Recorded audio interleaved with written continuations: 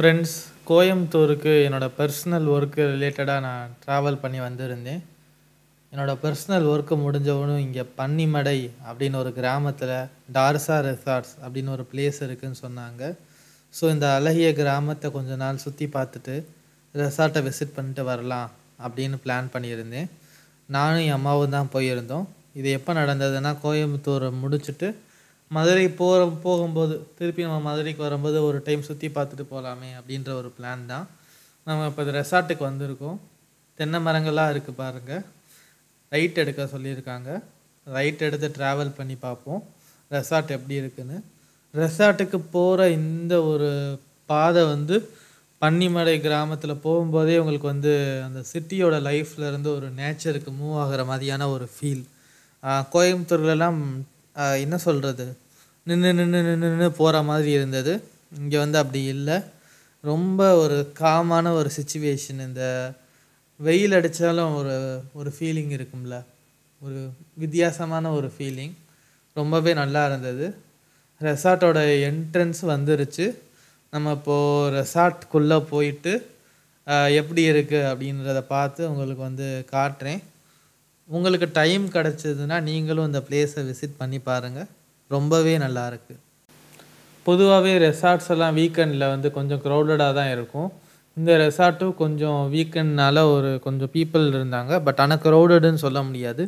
Enjoy பண்ணுறதுக்கு எந்த விதமான குறைச்சலும் இல்லாமல் ரொம்பவே நல்லா தான் இருந்தது. நான் ரெசார்ட்டுக்குள்ளே போய் உங்களுக்கு காட்டுறேன் எப்படி இருக்குன்னு. நம்ம இப்போ செக்யூரிட்டிக்கு என்ட்ரன்ஸ் கிட்ட வந்துட்டோம்.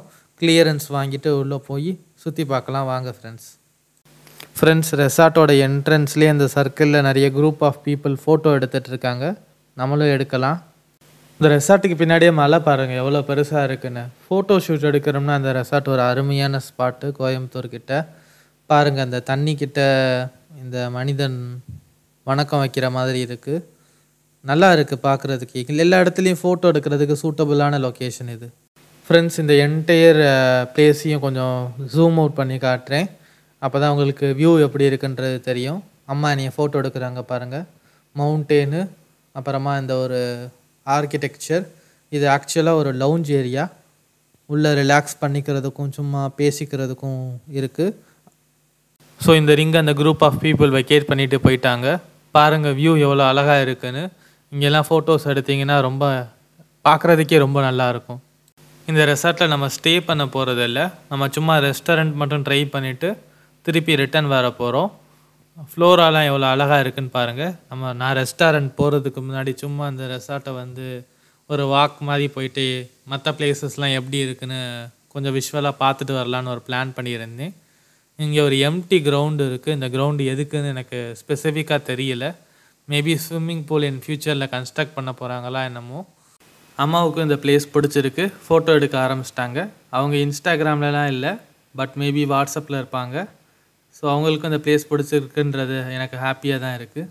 பார்க்கலாம் வாங்க. இந்த இடத்துல ஒரு சின்ன விநாயகர் கோவில் கூட இருக்குது ஃப்ரெண்ட்ஸ். நல்லா இருக்குது பார்க்குறதுக்கு. இந்த பிளேஸ் ஸ்பெசிஃபிக்காக என்னன்னு எனக்கு எக்ஸாக்டாக தெரியல, பட் உள்ளே இருந்து பார்க்கும்போது இது இன்னொரு ரெஸ்டாரண்ட் மாதிரி இருக்குது. ஃப்ரெண்ட்ஸ், இந்த மரங்களுக்கு நடுவில் எனக்கு பாட்டும் மியூசிக்கும் கேட்குது. எங்கேருந்து கேட்குது நான் காட்டுறேன், நீங்களே பாருங்கள்.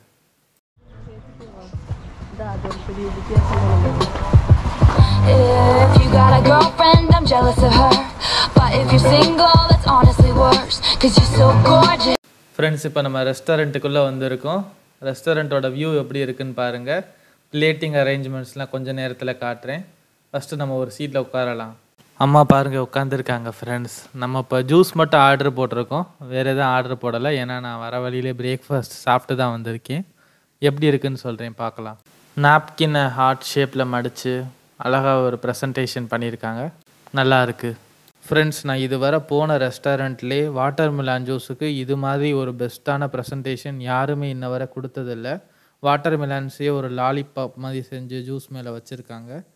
அம்மாவோட ஜூஸ்லேயும் ஒரு சிமிலரான ப்ரெசன்டேஷன்.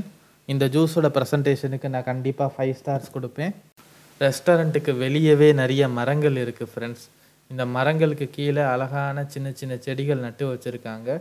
ஸோ அப்படியே நம்ம கீழே பார்த்தோம்னா அந்த அழகான செடிகளையும் பார்க்கலாம். டார்சா ரெசார்ட்ஸில் இந்த மாதிரி ஒரு அற்புதமான வியூ இருக்குன்னு கூகுள் மேப்ஸ்லேயும் மேக் மை ட்ரிப்லேயும் போட்டிருந்தாங்க. இதை பார்க்குறதுக்கு எனக்கு ரொம்பவே ஆர்வமாக இருந்தது. பட் அன்ஃபார்ச்சுனேட்லி இது வாக்கிங் கெஸ்ட்டுக்கு கிடையாது. ஸ்டே பண்ணுறவங்களுக்கு மட்டும்தான் அந்த வியூ அக்சஸ் இருக்குதுன்னு சொல்லிட்டாங்க. ஸோ நீங்கள் ஸ்டே பண்ணிங்கன்னா மேபி இதை பார்க்குறதுக்கு உங்களுக்கு சான்ஸ் கிடைக்கலாம். ஃப்ரெண்ட்ஸ், நம்மளோட சேனலை 685 பேர் சப்ஸ்கிரைப் பண்ணியிருக்காங்க. உங்களோட சப்போர்ட்டுக்கு ரொம்ப ரொம்ப ரொம்ப நன்றி. உங்கள் ஃப்ரெண்ட்ஸுக்கு ஷேர் பண்ணுங்கள். நீங்கள் சப்ஸ்கிரைப் பண்ணலைன்னா மறக்காமல் சப்ஸ்கிரைப் பண்ணி பெல் ஐக்கான் ப்ரெஸ் பண்ணுங்கள்.